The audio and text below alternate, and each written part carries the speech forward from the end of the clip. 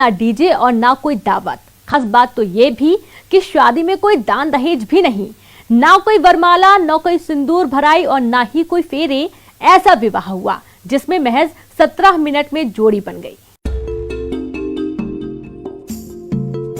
इस शादी में मेहमान तो हैं पर कोई दावत नहीं, न कोई ऐसे दस्तूर जो ज्यादातर शादियों में देखने को मिलते हैं।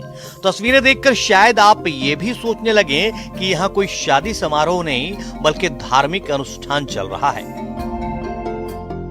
महज 17 मिनट की रमैनी में एक छोटे से मंच पर गुरु की चरण पादुकाएं रखकर दूल्हा दुल्हन एक दूसरे के आमने सामने हैं। सामने घराती और बाराती अपने अपने मोबाइल कैमरों से इन लम्हों को कैद कर रहे हैं।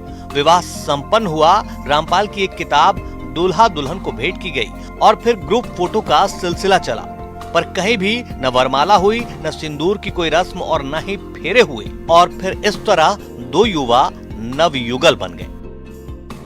ऐसी शादी होनी चाहिए। बोलने को सब बोलते हैं पर दिखावे का तो कोई अंत नहीं है। आप यदि 10 लाख की शादी करो, कोई 15 लाख की कर देगा। दिखावे का अंत नहीं है, इसीलिए क्यों ना बिना दिखावे के शादी की जाए। तो हमारे गुरुजी संत रामपाल जी महाराज जी हम लोगों को ऐसी शिक्षा दी है और उनके सारे जितने भी अनुयायी हैं वो सब इसी प्रकार से शादी करते हैं। टोटली ड्यूरी सिस्टम है, ड्यूरी फ्री सिस्टम है ये। तो कहीं के दोनों परिवार, दोनों पक्षों के लिए बहुत बेटर चीज़ है ये। तो हमने ये इस मायने पर चलते हैं और ये मार्ग वो मार्ग है कि बिल्कुल डिफरेंट प्रेम है। कोई लोग इसमें कोई दिखावा नहीं है, कहने का मतलब कि ऐसे करो वैसे करो, कोई दिखावा नहीं है टोटली। दोनों ही परिवार खुद को कबीर पंथ को मानने वाले रामपाल के अनुयायी बता रहे हैं। कहा जा रहा है कि दहेज और जातिवाद से दूर इस पंथ में ये संस्कार होते हैं जिसमें कुरीतियों पर प्रहार किया जाता है। इस विवाह को रमैनी कहते हैं, जिसमें 17 मिनट की रमैनी पढ़ी जाती है। कहा जाता है कि रमैनी में 33 करोड़ देवी देवताओं का आह्वान कर उन्हें साक्षी मानकर विवाह संपन्न होता है और उनका आशीर्वाद मिलता है।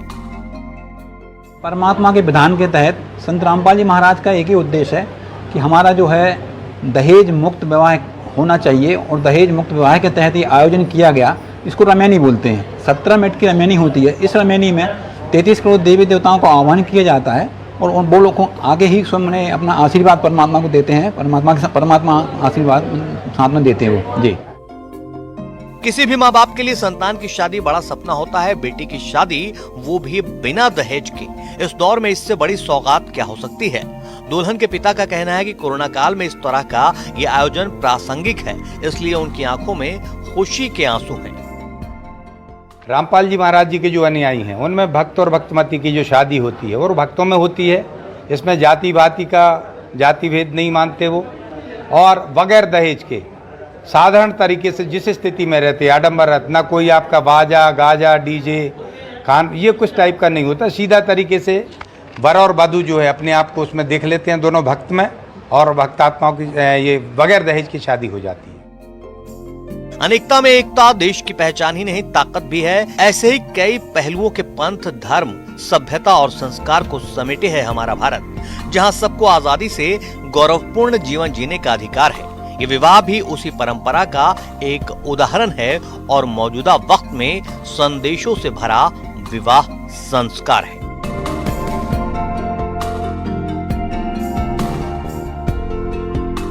आशीष जैन, न्यूज़ 18, नरसिंहपुर।